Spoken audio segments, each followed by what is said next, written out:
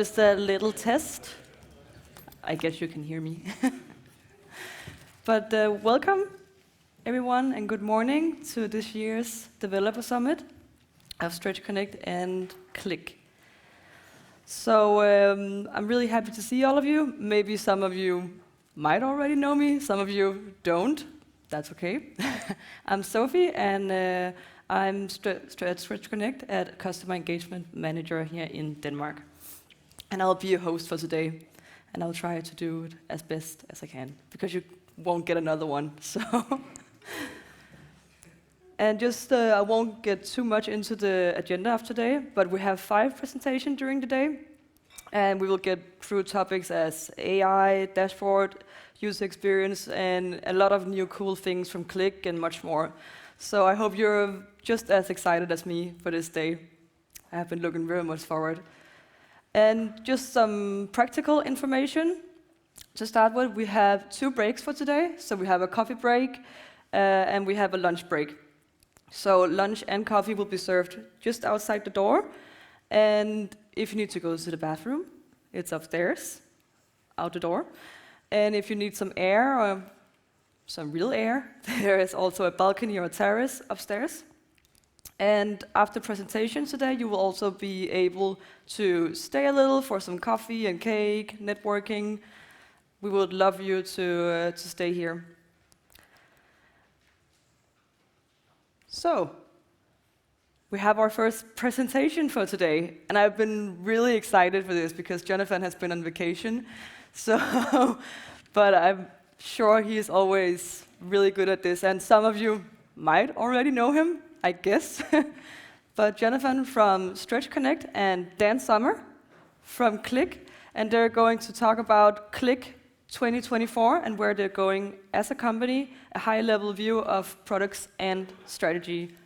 Please welcome them.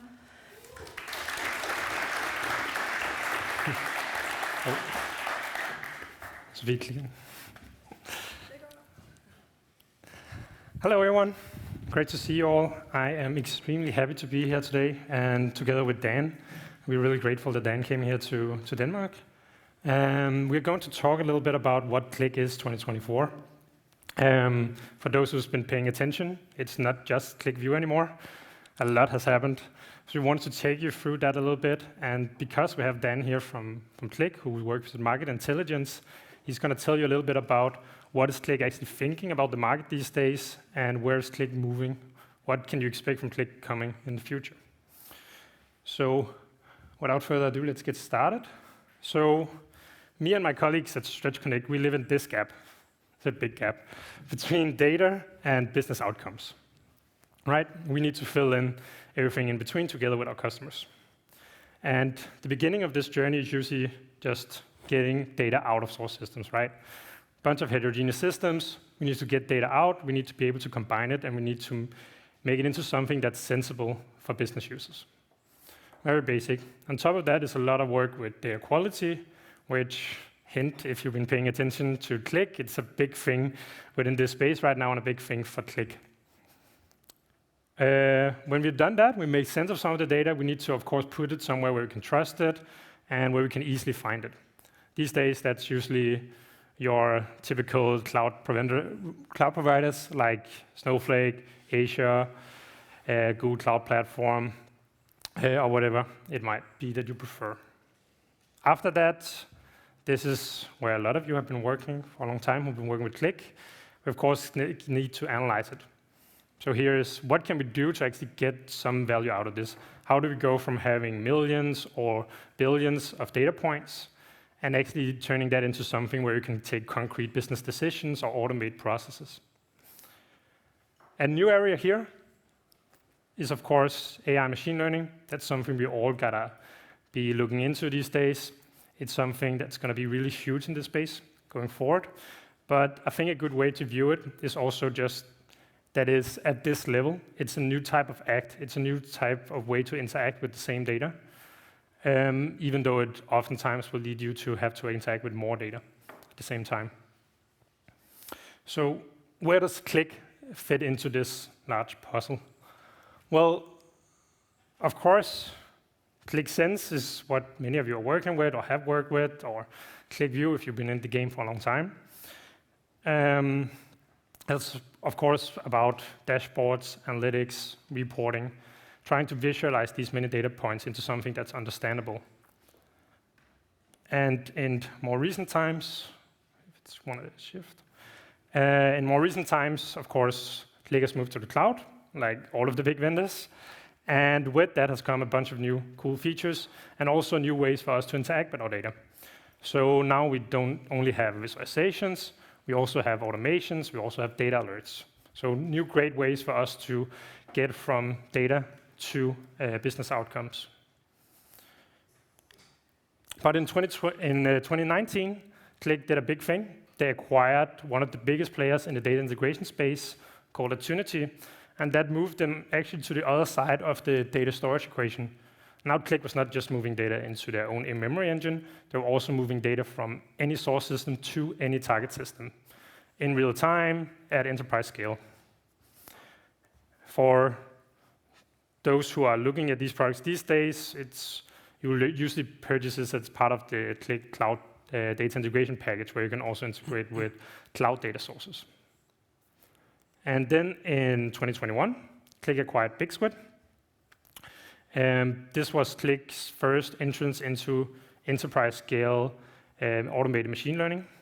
So this was also a really big new area for Qlik, actually getting to that AI, ML part of the equation of how we interact with our data. Now we could start doing predictions and not just looking at what has happened, but what is going to happen in the future. And this is now Qlik AutoML, and is now part of the Qlik Cloud Data Analytics package.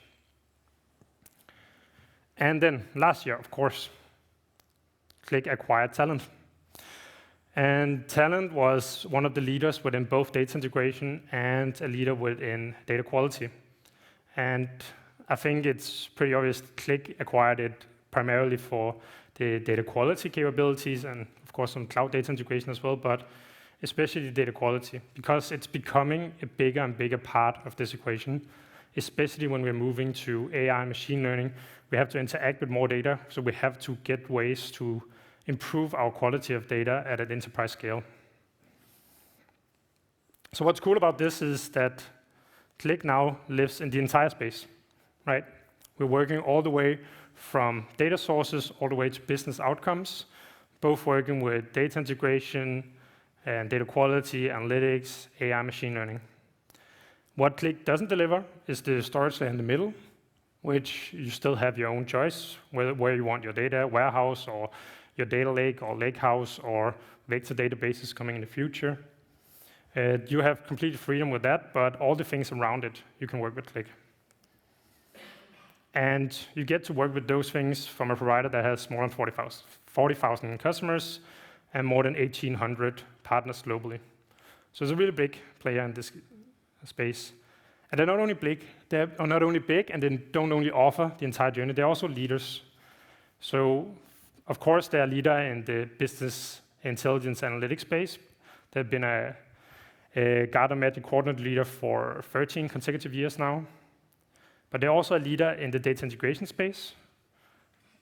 They're also a leader in the data quality space. So Qlik doesn't just deliver the entire journey, they deliver it at the highest level, and you can work with the individual components. So if you only need the data integration part, you only need data quality part, you only need the machine learning or analytics, those parts are in themselves strong enough to stand on their own.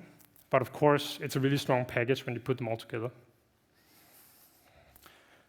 So this is where Qlik is right now. Dan, I hope you can tell us a little bit about what is Qlik thinking about the market and what's coming up next. Sure, I'll do a reasonable job of trying to explain that to you after this great presentation of where Qlik has gone as a company, where we are today. So if we just look at our company at a glance, I mean, Jonathan showed a few metrics there, right? Like 40,000 plus customers, 2,000 partners, I think more than 200,000 active community members. And we're now touching 1.3 billion in revenue run rate, meaning we're growing and we're profitable at the same time. Many in the investment community refer to that as the rule of 50, when you have 50% of both profitability and growth, and that puts us in a very exclusive club of software companies. We don't get there without being dynamic and without changing. So those of you who have been around, you know that the associative engine pretty much came as an alternative to OLAP when the web was just starting as a really strong kind of alternative. And as we moved into the 2000s, the big data and the BI space was expanding and Qlik was taking a lot of market share. That was also the years that Talend was founded in 2005 with an open source alternative to do an ETL, and that was very successful in an era of increasingly open source, things like Hadoop coming in 2010. Qlik has here done a really good job of kind of adjusting to a new competitive landscape. Companies like Tableau coming along, offering more self-service analytics, and also Microsoft Power BI. And shifting our entire business model more towards a software as a service. And now we're moving into this new world of generative AI. And as you can see, almost everyone, 98% here, agree that this is important, that this will become a key part of their organizational strategies in the next 3 to 5 years.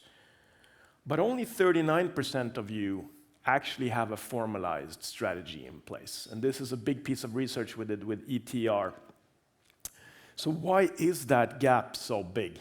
Well, there's a huge trust gap there, and much of it has to do with the data. And it's a cliche, but it's true that AI can only be as good as the data that feeds it, right? We have how sustainable is the compute? Some people say that the AI compute today is as big as the country of the Netherlands. And this is before the kind of text-to-video models that are coming out with Sora. If you've seen that, they look incredible. But can you imagine the amount of compute that will take? This is the reason why NVIDIA is just going gangbusters through the roof, right? The share price is crazy. So there's a big infrastructure build out right now when it comes to compute. Too much data. Basically, these LLMs have downloaded the entire internet and also the sum total of human stupidity. Things like fake news is becoming very, very hard to discern from real news. I think social media is really going through a crisis. We're just getting fed with a bunch of junk. And increasingly, synthetic data is also added in larger and larger proportions. So we have to make sure that the real data to synthetic data drift doesn't stray too far off. And then we have this issue of too little data. There was an article in the New York Times just a couple of days ago that basically told the story that in the competition between Google and OpenAI, as I said, they downloaded the entire internet. That wasn't enough for them. They were running out of data. So what they've done is they've stolen a bunch of your private data without asking. OpenAI, for example, built something called Whisper, where they turned all of the YouTube videos into text that it could decipher. So they're just looking for more and more data, and people are getting annoyed with this, right? So you have like news agencies like New York Times are suing, bringing it all the way up to Supreme Court. Why did you take our data without asking? And there's a bunch of other news organizations doing the same thing. So we're also nervous and hesitant because of the regulatory landscape. You get the EU AI Act, seeing it as highly risky. It's just been launched. We see things in the US under President Biden as well. And then human alignment. How much human alignment do you need with this AI? So you can completely leave it, and that could be disastrous for things like bias. Or you could have too much human alignment. We just saw that with Gemini, if you followed the news, where their kind of sustainability, diversity team went a little bit too crazy with how they were steering Gemini, which had a big backlash in the US. And then massive corporate failures. I don't think we've seen that so much here in the Nordics. An early example is Air Canada that used it in its customer service chatbot, and it tricked a bunch of people into answers that weren't true. For example, if bereaved people that died, if they could still get a refund on tickets and things like that. So that caused a little bit of a backlash. So net, all of this, we think, needs a new model. And you spoke about big data, I spoke about big data. You've probably heard of the 3 V's of big data, yes? Have you heard of the 3 V's of big data? Most of you have. It's Doug Laney's old definition, and it's basically that data can be big in terms of volume. It can also, the other vector here is velocity. How fast does the data move? I think we've solved for the first 2 V's, right? You can just infinitely scale data in the cloud.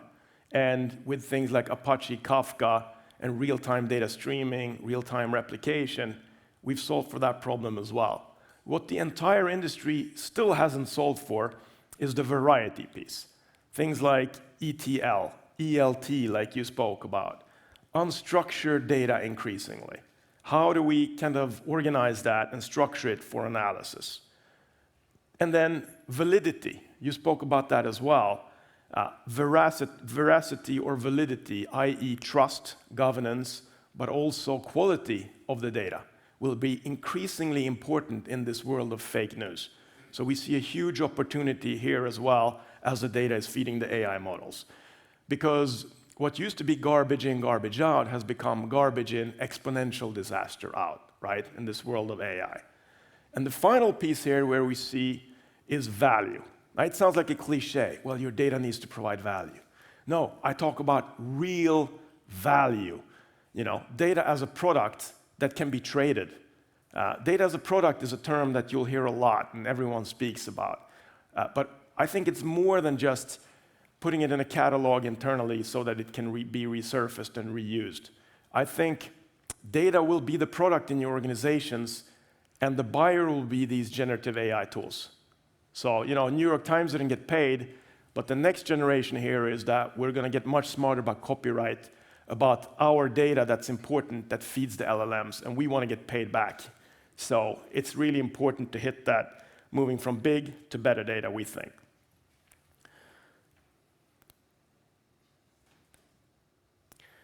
So in that kind of backdrop, we see a lot of opportunities, right? We think that we have a lot of tailwind as AI is coming along if we play our cards right as a data and analytics company.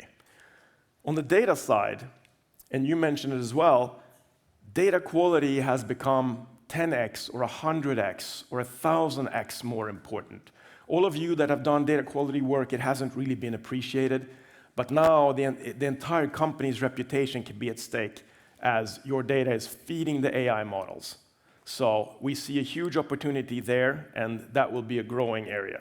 And the other thing that we see is that more and more of AI budgets are trying to figure out that other 80% of your data in organizations, the unstructured data, the data that is not in rows and columns. And we think that the time for unstructured data is now. You mentioned vector databases, RAGs, knowledge graphs. There's a lot of technologies together with Gen AI that is coming together that makes this a huge opportunity to go after. And then we acquired Unity, like you said, Jonathan. That was because we wanted to capture that wave of organizations kind of modernizing their data from on-prem to cloud. That's still going on, right? You're moving SAP and mainframe data into Azure or into some other data source. But the next wave that we see now is people moving to the data to where the best AI models are. So we want to continue to sort of capture that opportunity. Then on the analytics side, what we're observing is, excuse me, we've moved from high code to low code to no code to just basically speaking plain English to not speaking at all, just taking a photo of your fridge or of a dashboard and it can be recreated for you, right? So the barriers of entry will disappear or dramatically shrink. So there's very little value in kind of low-end commodity visualizations. We do think that there's increasing value if we can sort of harness all of this technology and make rich contextual analytics that hit you in the moments that you need them, and where you can build these rich applications, which is essentially Qlik's associative engine, which you're more familiar with than me because you work in it deeply every day, right? But that has been hard to do. We've always heard, well, you are better than Tableau and Power BI, but there's a little bit of a threshold before you can get going. That will become much easier to do together with AI. So we're really looking to tap into that augmentation. And then the rise of AI and automation. We think that this is a huge opportunity because AI is cool for writing poems, right? And doing a few other things. But increasingly, we see opportunities of agency where these can be kind of virtual assistants. And there's a lot of low-hanging fruit here. Klarna, for example, if you heard about those guys tweet recently, they're replacing 700 customer service representatives. But they're also saying that we need humans in the loop so that when they can kind of sense when they need to take over, right? So there's going to be more and more automation, but there needs to be humans in the loop here. But huge opportunities for things like sentiment analysis. And Qlik is already working on our application automation to kind of tap into this. And then on the platform side, so this is interesting. How many of you have heard of the modern data stack concept? It's kind of flying out there often. Any hands? Few. So it's basically a consortium of many small vendors that are venture capital based. They're struggling. We're seeing that. They've often built around Snowflake. Snowflake is doing well, but not as well as people expected. And I think it's because they're coming from the structured world and moving into unstructured, and basically haven't sort of ramped up their AI quick enough. And all of the vendors around Snowflake and this modern data stack, like ThoughtSpot, like other vendors, are struggling. So their CEOs are leaving, departing. Turns out the CIOs don't want to buy 32 different tools. They prefer to buy best-in-class tools from one or a few vendors. On the other side of the spectrum, you have the big sort of mega vendors, right?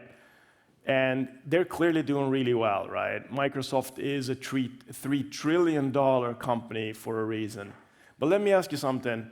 How many of you are Microsoft shops today in any shape, sense, or form? Few hands. Are you paying more or less to Microsoft today than you did 10 years ago? More, right? Yeah. Wasn't the whole thing about cloud supposed to be about saving costs? They're smart, they know what they're doing, and what we're seeing right now is they're basically shaking the money tree. They know they have a leading position in the market. They're now forcefully moving over all of their customers from Power BI to Microsoft Fabric, whether you wanted it or not, pricing. So, and they're going to increase prices for compute. I was at the Gartner Summit 2 weeks ago in Orlando, and they warned that, hey, you should be prepared that analytics charged with AI will cost a lot more. So what I'm trying to say is, I don't think that customers want to be locked into one stack because that has bad things. I don't think that they want to buy from 32 different vendors. We see a third alternative that could be interesting strategically, which is providing, like you said, leading best-in-class tools along the entire data and value chain. You don't need to buy all of that, but you can buy all of that, and it will be integrated, or you can fit that really well into your heterogeneous data ecosystem. So we, just like with multi-cloud, we believe in multi-AI. There was a couple of months ago, OpenAI was by far the only game in town, right? And then Sam Altman was leaving, and the whole company was in meltdown for a little while before he came back. You have, not Anthropic, the other, I forget, the CEO just left. So there's a lot of stuff going on in this space. Gemini is the best thing and the worst thing. There's a lot of dynamics, and we want to play with all of these, right? Because it's so early. It's kind of like the Wild West. So how are we responding? Well, we are hiring a lot of AI talent. I'm not sure if I can say the absolute number here in front of you, but I've spoken to Nick Magnuson, and he's the head of our AI. He's aggressively hiring right now. Not only that, we're doing acqui-hires, right? We acquired Kindi that does unstructured data, so that we can build out a bunch of really interesting AI products very quickly. As a company, we're no longer QlikView, like you said, Jonathan, and we're kind of relaunching the entire brand. And we're following that up with a lot of kind of go-to-market efforts and AI leadership out in the ether, because many people are still in that kind of segment. Yeah, oh, so you're just like Tableau, right? So we want to change that a little bit and just boost this new kind of portfolio of things that we have. And then customers. So we continue and need to be like laser focused on our customers, which means that there's a new sales model that is incentivized to sell the entire part of our stack for the sellers. We're really ramping up in terms of customer services, representative, and customer success. Our capacity pricing launched into the market hopefully will be much more in line with what the market needs, and we're launching a new portal. So that's kind of operationally and tactically what we're doing. We've done a lot of transformative acquisitions, right? And one of the key things that I don't think we speak about is you guys and our ecosystem. Partners and customers is a real differentiator for Qlik, right? It's not something that ThoughtSpot, for example, can just copy like that. And that means that we have an extended R&D team.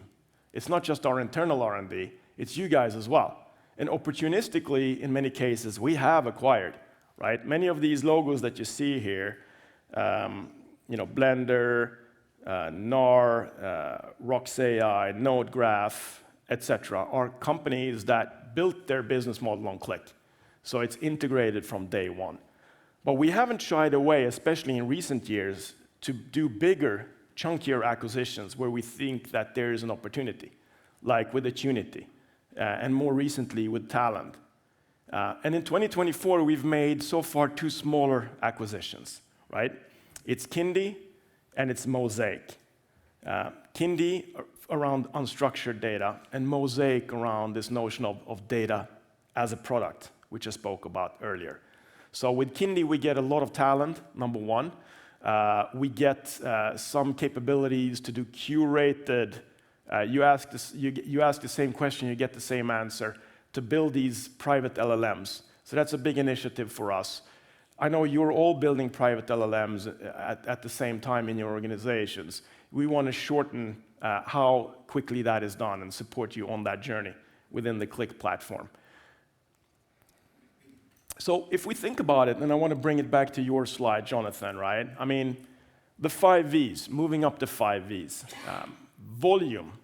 We think that the data sources will change. You mentioned Pinecone. There's going to be new type of data sources that we need to work with going forward. So we want to be agnostic here, right? On the velocity side, we are the leading pedigree vendor when it comes to real-time data replication, data warehouse automation, transformation, modernizing from old to new. And that's still very much kind of a motion that is happening, especially as people are moving their data to the most modern models. When it comes to variety, we now have not just ELT, but also ETL, best-in-class leading capabilities. When it comes to validity, we have a leading vendor in the data integration area, in the data quality area right now. And as I said, we think that that will continue to ramp up. And the final piece here on value, we think that there's a huge opportunity in having that pipeline so that your data analysts can kind of grow their capabilities and do the more parts of the entire data pipeline, do data science work as well with AutoML, do some data engineering work as well, perhaps. Or in other cases, there are different people, but we think that there's going to be a lot of less data leakage, and that will basically provide better opportunities to go after real outcomes. And as we're building data products, And Gen AI is the customer for that. We see that as a huge opportunity in helping customers package up their data so that it can be traded longer term. So that's really where we're focusing when it comes to AI, right? The foundation, the 5 Vs, so important, moving up that value chain from big to better data. AI-enhanced solutions, us kind of having big parts of the entire pipeline, embedding chatbots into that, embedding alerts, embedding auto-tagging, embedding assisted authoring, removing set analysis complexity.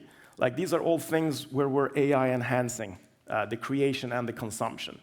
And then AI deployments through building both unstructured and structured AI deployments, right? With things like AutoML, boosting that, and also helping more and more with unstructured with our Kindi acquisition.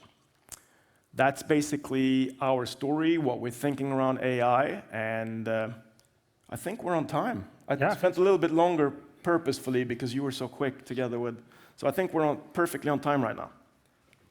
Awesome. So we saved time for a bit more time for this session for questions because,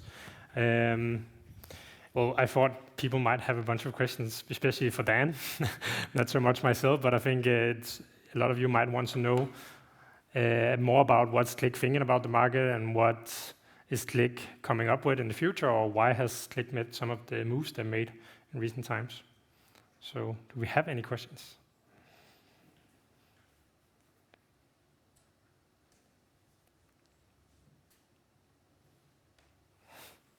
Yeah, we have.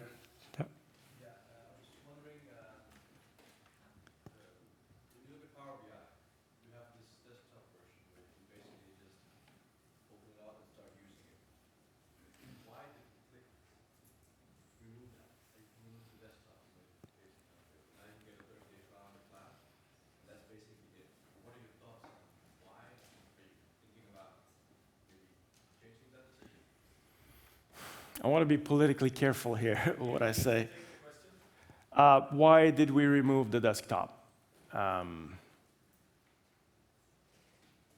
want to be politically careful what I say here because I didn't necessarily agree with that decision. But they had done some internal analysis that people that use the desktop don't sort of move up as quickly as, you know, if there was a low-cost version introduced in the cloud, there was a bigger chance for people to start using it as they saw value in it and move up the value chain. Whether we will reintroduce something like that, it depends. There are discussions around that, but I wouldn't expect that in the near term, especially in the cloud, because it needs to come with an entire go-to-market. It needs to come with a bunch of things. And I think when we compete with Power BI and other low-cost providers, maybe there's an opportunity now as they're charging more for compute and are no longer a low-cost leader. So maybe that is kind of reigniting the discussion a little bit. But we think that everyone's using Power BI. So what we need to get better at is how to coexist with Power BI in organizations, where we can do what they can do, and we can replace Power BI. We have replaced in Power BI, and there are examples of that wall to wall. But in many cases, we coexist with them, and there are corners of Power BI. As long as you have Office 365, you're going to have Power BI. And then we do the more valuable, the more complex, the more rich applications, the more embedded applications. We do the more high-value things in organizations to complement Power BI. And if we take that approach, it's kind of questionable whether we should reintroduce a free desktop. Yeah. And the low price option that was introduced, that's Qlik Cloud Business at around the same time that they removed desktop. Yeah. Yeah. Along that one, today we see that our students going out of universities have been taught Power BI.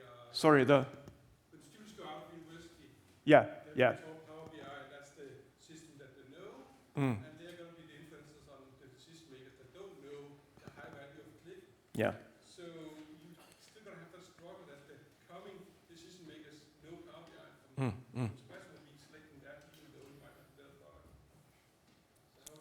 True. I think, again, I don't agree with some historical decisions that have been made.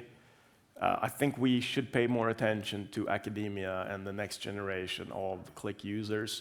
There is, of course, efforts underway, but it's kind of crushed in terms of size and scale with what Tableau and Power BI is doing in universities. Let's be honest with each other. I do think, though, that AI has magically removed some of that. I mean, there's a new opportunity for us because, again, any kind of net promoter score, any win-loss analysis we do, we always hear, well, you guys are better, but if you could just be a little bit easier to get started with. We've done a lot of efforts here, right, as you will see in the day. But I think building those Qlik applications will become so much easier as you just have a natural language prompt, as you can do scripting in natural language and things like that. So I think that kind of ease of use threshold will come down, and that will be another opportunity perhaps to kind of introduce it in next generation users in academia and universities and things like that. Yeah. You spoke a bit about Qlik strategy, how it differed in the market in terms of all these different players that were, and how companies are reluctant to buy from one big vendor and 32 vendors, and you're kind of the middle ground. Can you speak a bit more to that? Because I'm pretty sure if you go to Microsoft or SAP or any of the other big vendors and ask them, can you sell me an ERP tool, and can you sell me an analytics tool, and can you sell me an AI tool and an integration tool, they all say yes to that. Yeah. So how are you different? Well, yes. We don't want to do everything for everyone. We don't go into ERP. We want to be focusing in on the data and analytics stack, and within those, own a series of assets that are best in class, leading vendors, according to Gartner, Forrester, other third-party assessors. And I think the kind of differentiation that we want to take here is, our differentiation oxygen against these are that we make a bet that people will be multi-cloud, people will be multi-tool, multi-data, and in their kind of version of the stack, you have to buy everything from them, and you get deeper and deeper sucked into their vortex. Now with the latest moves from Microsoft, they want to basically move all Power BI users into Fabric, whether you ask for it or not. Maybe you have Azure, maybe you have Google. You're a Google shop, you're an Amazon shop. So do you need to reassess whether you should use Power BI, or do you just introduce a third stack into your environment? So I think our differentiation oxygen is interoperability, and something that we need to keep working on, that all of the components of our stack should fit seamlessly, not just into our stack, but into other ecosystems as well. Yeah, I would agree with that. So as a partner, one of the reasons why I work with Qlik is, one, they're extremely focused on just the data analytics part. So it's not like Google, who's doing a bunch of stuff, including cars and all kind of stuff. And Microsoft, of course, who wants to sell you the ERP system, CRM system, the data platform, the Office package, and everything in between. Qlik is very focused, and it's not a walled garden like Microsoft, for instance, often becomes. It works best if you have all of their components. Where Qlik is really good, even if you have only Qlik Cloud, Qlik Sense, or only a data integration part or whatever. Yeah. And then you. Yeah. I feel that a question about BI. I feel that my team and a lot of our data teams are kind of stuck in a kind of reactive pattern where a lot of all stakeholders have a lot of pressure on them to use data in their decision making. But that leaves a lot of reports being built, and in the end they have pretty low value, oftentimes. So do you have any thoughts on this and how to manage this life cycle of the reports, the assets we build? That's a hard one. It goes into kind of culture and governance and organizational recruitment and things like that. From a product perspective, we clearly want to move away from that. We have acquired on the data side, like real time, to move away from that reactive, alerting to move away from that reactive, mobile capabilities, collaborative capabilities, more opportunities for data producers and data consumers to meet. We're trying to build a data catalog so that people can reuse the data assets and the applications that you've already built. I think we can do a much better job. I'm flying the flag for, all the stuff that you've built in your organization, that you've built, or like our customers, someone has built a really cool customer service or like a human resources application in the Netherlands. Why can't a Danish company reuse 80% of those assets and repurpose it for their own organizations when we have this amazing ecosystem of customers and partners? I think we can do more there, and it's part of our strategy. So I think reuse is a huge part of not getting stuck in that kind of reactive mode. And then everything AutoML, so that we become not just backwards facing and reactive, but increasingly proactive and forward facing. We're introducing things like scenario analysis in Qlik Sense. I'm not sure if you show any of that. I think so. Or root cause analysis. These are all things to kind of talk to your data, question it, think forward, and not be in that reactive reporting state. But I also have something to add to this. So the final session we have today is about generative AI. And I think one of the cool things about that is when you have dashboards, oftentimes when business users start building their own stuff ad hoc that's not going to be reusable, it's because they have, of course, questions that's not answerable within the framework of the visualizations that's made. When we start to introduce more natural language, and you can query that data, you have the visualizations, but you can also ask questions about the data model behind it. That's going to lead to less ad hoc building of dashboards that's not going to be reusable. And for the use cases where you're still going to build one time or twice ad hoc use cases, Qlik has also introduced a bunch of features that makes that process a whole lot faster using generative AI, which we're also going to be showing later.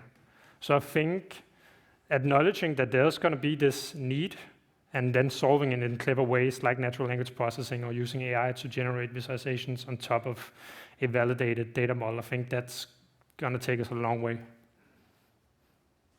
And there was a question there. Yeah. Yes. I have actually two questions. One is, will Qlik have a response? Just have a microphone. Yeah. Will Qlik have a response or an alternative to Microsoft's Copilot product? Yes. We're already having connectors with OpenAI, both from application automation and in Qlik Sense. We have connectivity to Bedrock. So we're taking more of a multi-AI approach. You'll see a lot more at our Qlik Qonnect, which is in June. So I can't speak too much about some of the Copilot capabilities that we are launching. But there's a whole bunch of stuff coming there, but it's not tied necessarily to one vendor, but to multiple. And also to add to that, so we are going to show some of the OpenAI integration, but of course what is Copilot? It's a bunch of things. And Qlik is also starting to build in assistance into some of the tools. You can think what you want about it, but they already built into set analysis, for instance. You can do that using natural language processing. And you can build visualization using natural language processing. So some of the stuff that Copilot is doing, Qlik has already done. And we're building the integrations into some of the state-of-the-art models that's going to solve some of the remaining gap. But we show some of this later. Great. I think we are out of time, right? You had a second question quickly, maybe. Sorry. Yeah, maybe. I don't know if it's a quick questions, but Yeah. the technology is moving very fast, and new solutions are are coming on board on a very tight schedule. And our problem is that now we are stuck with a technology stack, and if we have to migrate to something new, like for example talent, we don't want to start all over again. We want migration tools to help us migrate. Are you guys going to have more focus on developing migration tools so we faster can move from a technology to another? So we do that work, but sometimes we're trumped by partners that do it even better, but you're focusing on that as well, right? Yeah. So for those who don't know, we built like an automated migration package for Qlik Sense to Qlik Cloud. And of course, we're looking into other areas where you want to migrate stuff. And I think that's one of the great things about Qlik. So specifically what you're talking about, I know that Qlik Qlik R&D has told me that they're building something for that.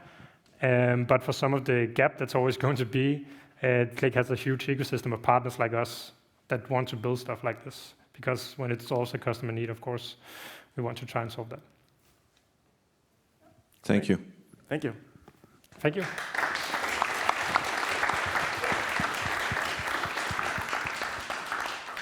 Thank you so much, Jonathan and Dan. It was really interesting.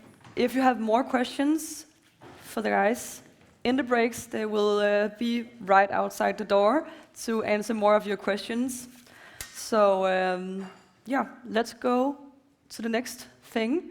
So the last 12 months, Qlik has released a lot of new capabilities. And all the way from Sweden, we have Marcus and Sebastian, who will tell you a little bit about their favorite new things in Qlik. So please welcome them on stage.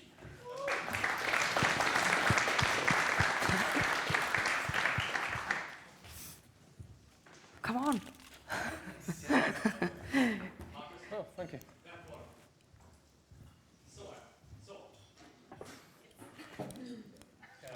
Everybody hear me? I can hear myself anyway. Great. Yeah, we were sitting a few weeks ago and I was sulking a bit and said, Sophie, why can't I come on stage and talk to you guys? And Sophie said, I got an opportunity for you. Someone pulled out. Do you want to take the spot? Of course I want to take the spot. What do you want us to talk about? 10 new things in Qlik, maybe? Like, crap. How are we going to choose 10 things to talk about? There's so many things happening in Qlik right now. And we sat down, me and my colleague Marcus, and we had a rough time talking about 10 things. We want to talk about 20 stuff. So we've cut it down to 10 things, which we think will be really interesting for you guys to hear. We have a short session, about 40 minutes. So please take your pen and papers, write down the questions, and we'll take as many questions as we can in the end of the session. If we can't go through all, we're going to be standing outside to the right, and please ask us the questions then. For you guys who don't know me, my name is Sebastian. I'm head of sales for Qonnect Sweden. And with me today, I have Marcus. Yes, is this on? Yes, it is. Hello, so my name is Marcus. I'm quite new here at the Stretch. I started this February. Prior to that, I did work 4 years as a CIO for a Swedish retail company. And that was a really good example of one of those companies that went from basically making all of their decisions based on gut feeling, like no insights to the data. And then during the course of the 4 years I were there, I really saw the transformation towards being truly data-driven and having multiple applications for every single department, and everything was based on data. So it was really cool to see the transformation from the gut feeling to being data-driven. So I hope that I can be able to derive some of those insights and experiences in this presentation. But all right, so we don't have that much of time, so let's jump straight into the presentation. We have kind of divided it so that I will talk about a few topics that mainly are concerning like all of you that are working with Qlik and developing. And then Sebastian will fill in with some topics that might be more focused towards customers and end users. So if I could switch to my computer. All right, so the first topic, I wanted to talk about the window function. This is a function that allows us to make aggregations in the load script. So, of course, we can do this previously as well, but as you might know, we needed to do these, use these grouping clauses. And in this example, I wanted to show you like how we can do it now instead.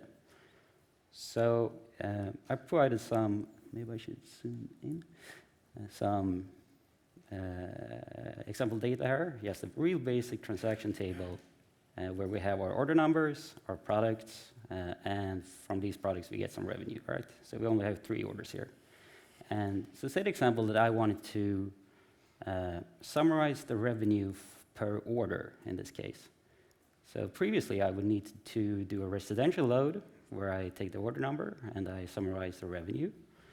And then I left join it back into the original table. But what we can do now instead is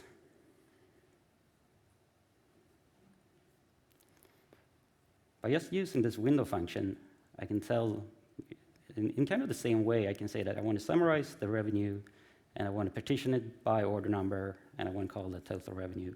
And it will give me the same result as previously. Let me just have a look here. But so you might think that like, is this such a big deal? But think of like all the cases where now we're only doing it once, and a lot of times maybe you want to do it 10 times or 20 times in a table, and you want to partition it by different fields. So then you need a lot of these grouping segments here, and then joining it back into the table. And where this becomes really powerful is if you wanted to take the aggregation and then compare it to the individual value on a specific row. So say that I wanted to take like, given in a specific order, I wanted to see like how much of this order, how much of the revenue comes from apples in a percentage form. Then I could just write it like this, revenue, and then divide it by the aggregation, and I would get the total revenue.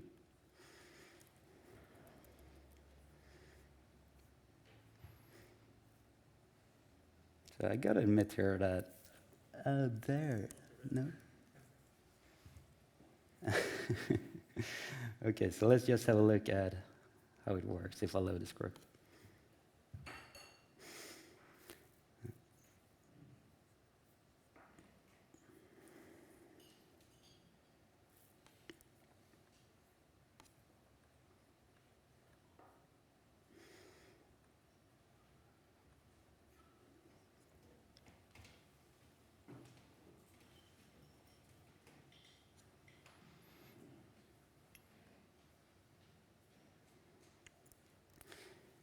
So as you can see, as easy as that, we can get these new fields. And I forgot to mention, but I also did one for the average price. So that's also one of the key points here, that if you want to do it across multiple fields, then it's really easy to use this window function.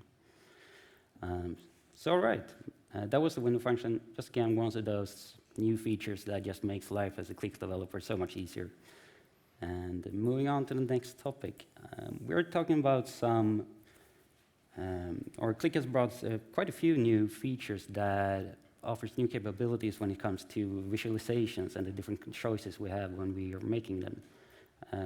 These include the new layout container, the new straight table, and the new pivot table, and also the new text object.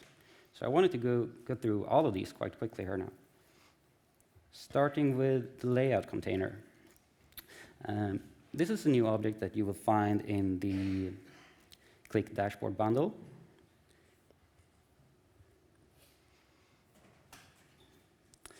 And if you're familiar with the previous layout, or the previous container object, then you know that we had different tabs, and within these tabs we could put different objects, but you were still stuck to like, you had to use one object in the tabs.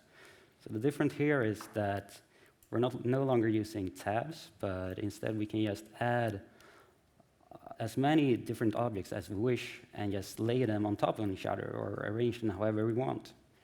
So let's have a look at how it can work. So let's say that I wanted to add a bar chart.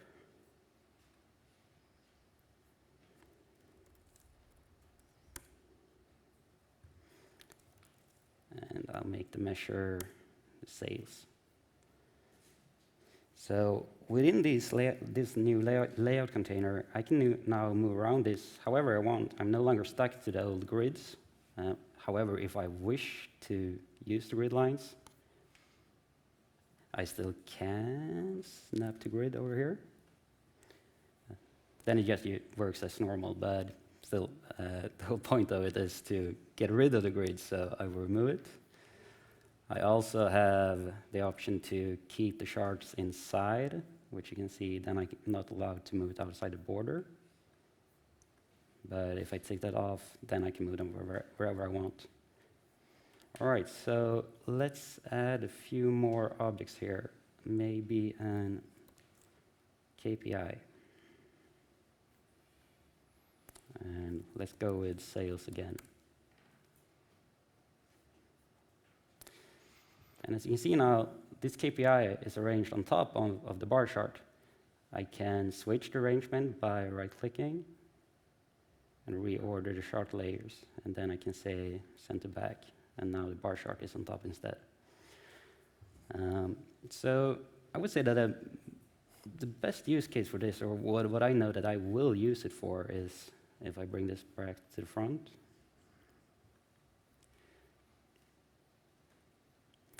Is that quite often when you have kind of like this scenario where you have a bar chart and then you just want to add some information, but you want to do it like in connection to the bar chart. You don't want to put it anywhere else. So then let's just place this over here. We can edit the properties of the KPI. Let's make it so that we don't have any background. And no border. And now it seems more like it's a part of the original bar chart. Kind of like if you've been working in Qlik view, it's definitely gives you those vibes.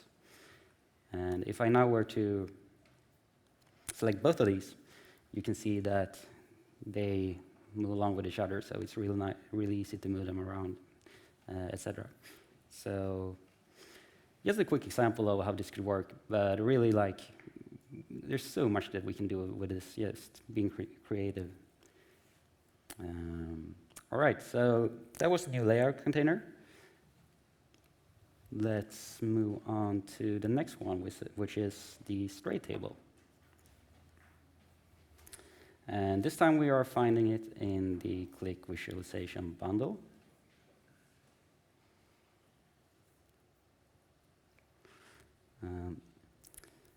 This is, of course, similar to the original straight table, but right off the bat here, we will see one of my favorite features in this new straight table, which is that this time around we can add multiple fields and multiple dimensions and multiple measures at once. We don't need to do them one at a time, if you know what I mean. So let's go with maybe country. We want category, city. And for measures, I'm sticking with the sales. Maybe COGS as well. And there you go. There are so many instances where you just want to, you loaded some data into an app and you just want to view it quickly, and this will make that so much easier. Then when it comes to the user of the app, there's also a really cool new feature, which is that we can add alternative columns to the table, which the user can pick and choose what they want to show in the table. And we do this by going into here, alternative columns, and say that we want to add salesperson, something else as well, location. And as you can see now, these columns aren't shown in the table straight away. But if I go down here and I enable the chart exploration, And these are shown by the side, so the user can pick and choose themselves what they want to show in the table. This is also one of those really nice features that, like, I've been working so much trying to make workarounds for this, and it just never seems quite intuitive for the users, but now it really is. So that's the straight table. Really like it.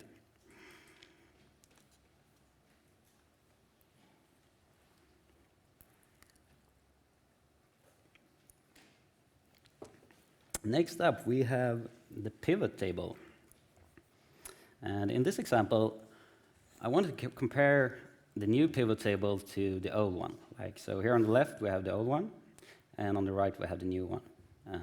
So just some visual differences right off the bat. We can see, like, the new one is much more compact. You don't have this whole top bar here taking a lot of space, which once again is nice when you're working in an area where space is limited. But then what you also can do in this new bar chart, we have a few more options for styling. As in the previous one, we can change the title, subtitle, footnote, etc. But in the new one, we can also change the headers, the dimension values. Let's just click in these so you can see what's changing. And the measure values, measure labels, and total values, and also null values. We can choose what to present for null values, which is really nice. We can also change the borders and even the dividers right here. We can set specific colors for them.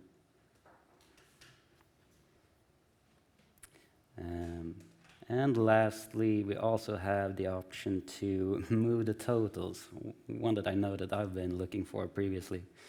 Let's see if I can find it.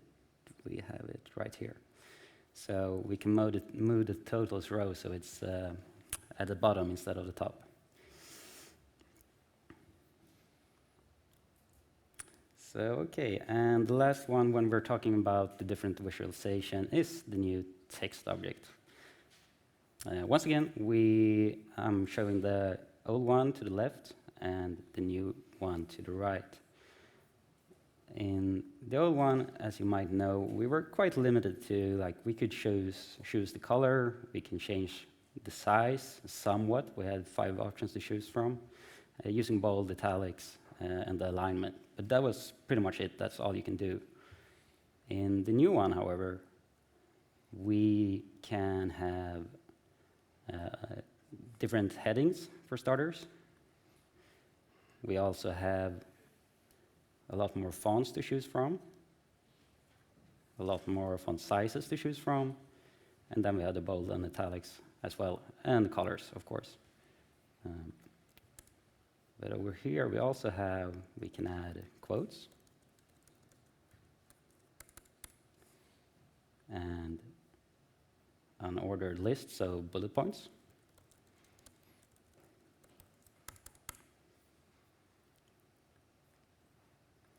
And an ordered list.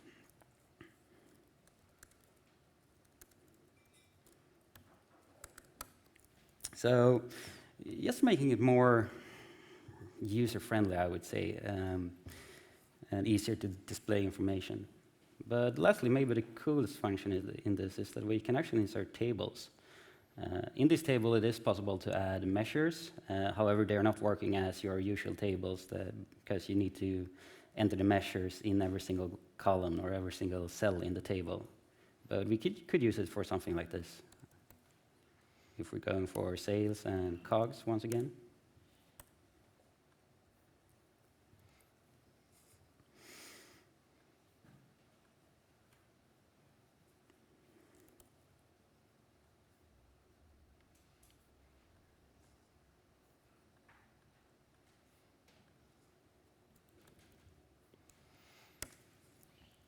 And then, of course, we can add columns and rows as we wish. So yeah, as you can see, just a lot more functionality within the text object, and I think it will come really in handy. All right, so if we can move back to the presentation. And then I gotta figure out how this one works. Perfect.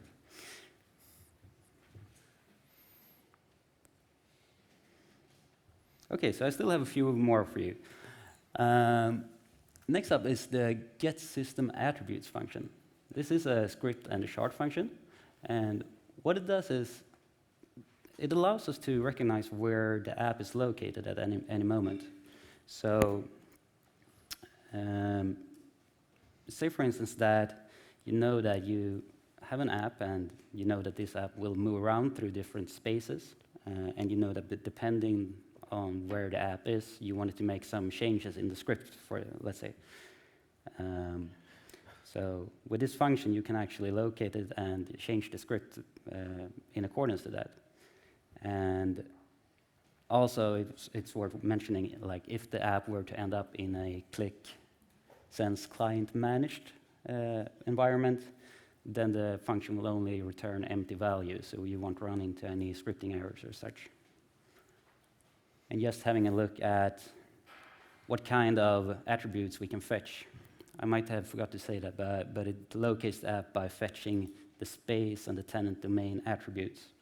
So we can get the tenant ID, the tenant name, tenant URL, tenant alias, tenant region, space ID, space name, and space type. So once again, just the example here that we know when the app is, say that it's located in space A, then we might want to load the data from data connection A. But when it's in space B, then we want to use data connection B. So a really nice feature to have. Next up, we have the native Qlik write-back. And this is a really cool new feature. It allows us to basically update databases directly from within Qlik. It does require application automation, but given that it uses application automation, it also allows for a no-code approach. I'm not going to demo this right now, but I did want to talk about the use cases in where we can use this. So it's really cool that we can update the databases natively from Qlik, but however, you might want to be cautious doing so when or you want to be pretty sure before like updating a value in an ERP system. So there are other ways to use this as well. Like the first one here, we have ticket creation. We could imagine that we're loading records from, let's say, HubSpot, and it goes into the Qlik. And here we recognize that some data point is faulty, but we don't want to change it right away. Like we might want to send it to a data engineer or something like that first. So then we can create a ticket in some service like ServiceNow or Zendesk. And from there, it is picked up by a data engineer, which then goes into the source system and changes it manually. In a similar way, we can also use it for data annotation. This just skips the service desk step, and we make an annotation directly within, let's say, the ERP system. But still, we're not changing the actual value, but we're required a data engineer to do that. And then lastly, we have, it is the coolest one, but the ability to change the data directly within the database. And how this would look basically is just like, imagine a Qlik app, and then you have a button where you can say like, enter your value, click here, and then Qlik will go into the database and make that update. So super cool. So moving on, the next one is public collections. This is a neat way for admins to organize content for users. We have had collections previously, but these were more focused on like the individual, right? Now we can do it for groups of users. It is a way to group content into logical buckets. And also important to remember that the permissions are still the same. They are based within the spaces. So here's a look of how it could, or this is an illustration of how it could be used. Like imagine that the circles are the spaces, and the green icons are the apps. Then we can go in with these dotted lines and create different kinds of buckets, let's say, with apps. And I think I can see very many use cases for this, where like you start configuring your spaces based on departments or whatever you like, but then you eventually come into the use case where like now we want to group them based on some other parameter, and then we can use these public collections and just group them however we like. So it's really nice.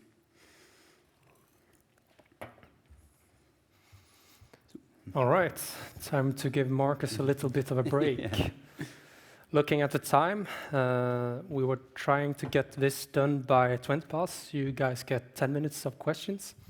So I'd originally planned to talk about tabular reporting and the key driver analysis and do this in 3 parts. Why should you use tabular reporting? How do we use tabular reporting? And then talk to Marcus a bit again about use cases and how Marcus would like to have applied this when he was still working as a CIO.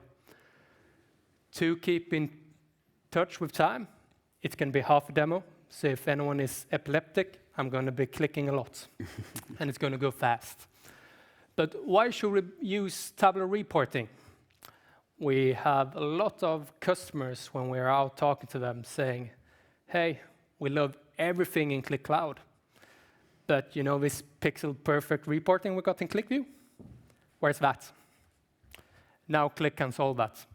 You can do easy visualizations through the Qlik Cloud Office 365 add-in, where you can, within an Excel sheet, click and add sheets and graphs from your Qlik Cloud tenant in, and then move them around to meet your specific requests.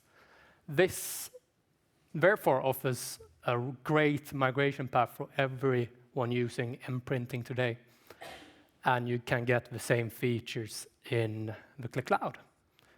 And of course, this also enables to do burst reporting with specific data.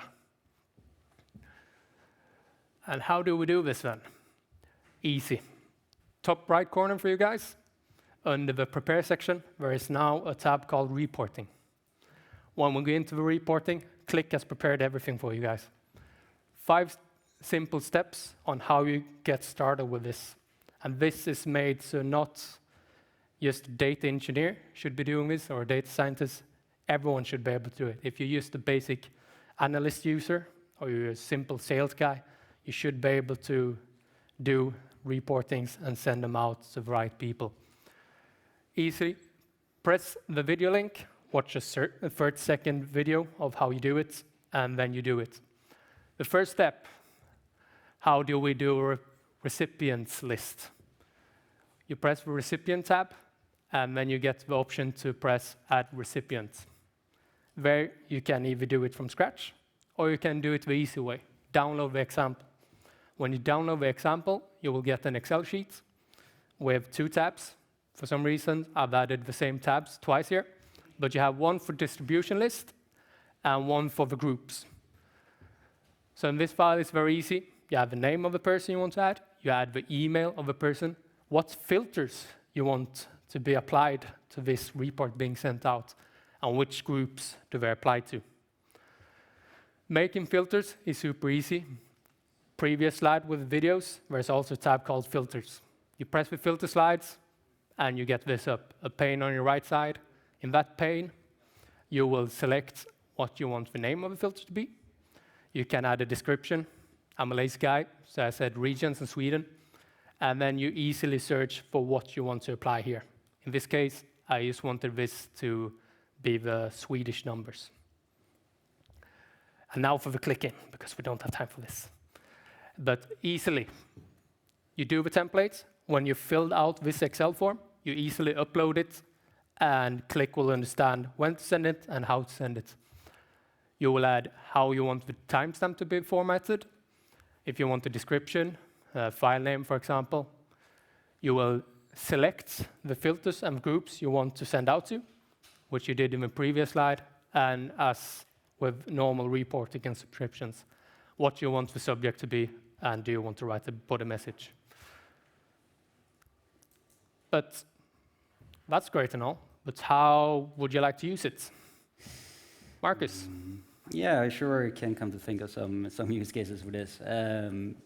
Starting off back in my prior work, we had like these monthly reporting to the board all the time, and it was the same story. Like every month, the last couple of days, the CFO and the CEO came running to me like, Marcus, last time I had these charts and I don't know where to find them now, and I made this filter and I'm not sure which one I used. Like tabular reporting would have been so good for this use case. Like then we could just have the same reports coming out each month, and no one needs to have a look at them or putting them together. Like it's just there in your mailbox. Secondly, I would also say we always had some issues with data literacy. I think you can say that. Say people that weren't usually working within the Qlik apps doing the analysis, but say sales representatives. But we still have some information that we want to push out to them, but it might be like sometimes too difficult to just like open up the app, do your selections. Like they don't want to do that. In this case, we could just push the simple information out to all the users, and they have it in their mailbox, and they don't even need to open Qlik. So yeah, that's. Thank you, Marcus. So why key driver analysis then? For you guys who don't know, key driver analysis is based on the SHAP data model from the Qlik AutoML, which basically means that in this movement from actually working with historical data to go and take the leap to working with active data, we can now, based on information we have from before, not only look in how the future outcomes might affect things, but we can also look in what are actually affecting the numbers we're doing now. The main issue or the main purpose of this is to see how certain stuff influence other stuff. So for example, what is contributing to the sales? Is it a specific product category? Is it a specific salesperson who's brilliant at his job? Or why are we seeing the numbers we're seeing today? And how do we do this then? Easy. You take any objects of every chart, any chart you want, on any sheet you want, and you right-click. The second option up there will be key driver analysis. When you press that button, you will get this screen. What targets are you trying to see the influence of? In this case, divisions. How does divisions explain what's happening? Then you will choose what features do you want to look in. How do these, it could be sales reps, it could be cities, it could be anything you like, what you think will impact the result of the division's results. When you've done that, in the what will be left-hand corner, where you previously could see your notes, there will now be a new tab called Driver Analysis. Qlik will run in the background and answer your questions, and then we will come up with these two tabs. Top key drivers. What are driving results? It will add a text box with insights through natural language model to give you a description on what it's done and why it's done it. You will see them ranked in importance on how much they influence the chart. And as we all love with Qlik, you can click anything and you can drill down to see more specific. And this in turn, you could actually drill down even more if you like. So how can we use these key driver analysis? And I thought maybe I should talk a bit more. I mean, Marcus has been talking quite a lot. But who better to tell it who's actually been sitting in the situation, being in CIO, needing to know and understand the data than someone like Marcus? Yeah. So the example that comes to mind straight away for me is when during the Ukraine crisis we saw there was a lot of terrible things happening in the world, of course, but for the company it was like we saw all of our costs just skyrocketing and like our margins were plummeting. So for us in that case to be able to go into any metrics that we already have and just say like, what is causing this? Of course, we did the analysis, but we had to do it manually. But for like the CFO or CEO to just by themselves be able to right-click and get the analysis, it would have been so nice to have that feature back then. Thank you. And that's our 10 things. We have time for a few questions.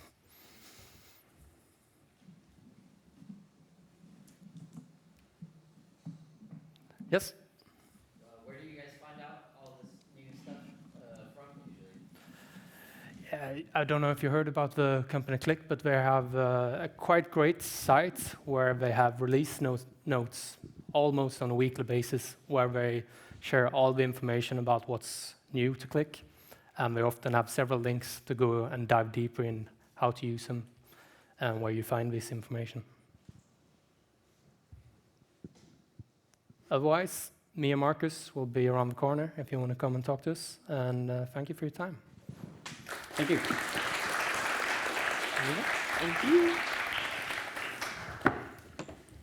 Thank you so much, guys. It was great. Before I'm letting you to go to the break to get your shot of caffeine, I will just use 2 minutes to brag a little. I think that's okay. I only got 2 minutes, so just really quick reminder. Some of you might already know. Some of you maybe noticed the really beautiful neon sign we have outside. But if you don't know, Cloud Cover, actually Stretch Qonnect does have a palette of different tech products already, and one of them is our backup tool, Cloud Cover. So I just really want to show you a really quick introduction to Cloud Cover. Here it comes. And if you have more question afterwards, then my colleague will be outside, Elias, at his little Cloud Cover booth in the breaks.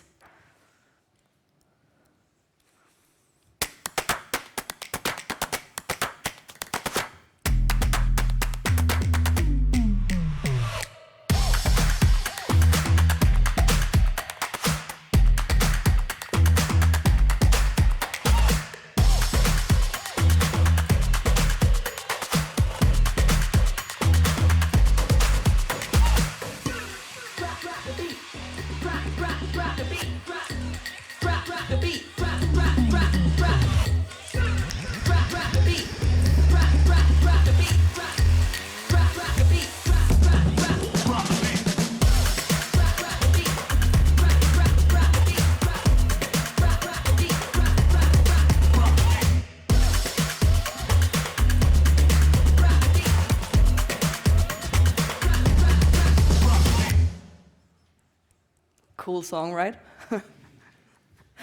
Another thing I just want to mention really quick, and also to brag a little, we're actually sponsors at this year's Qonnect in Orlando in June, and we look very much forward to, and we will also be presenting and having a booth. I hope it's bigger than that one we have out there, but where we will be presenting our products from Stretch. But right now, I think you should go take a coffee, and please be back 10:45. Thank you.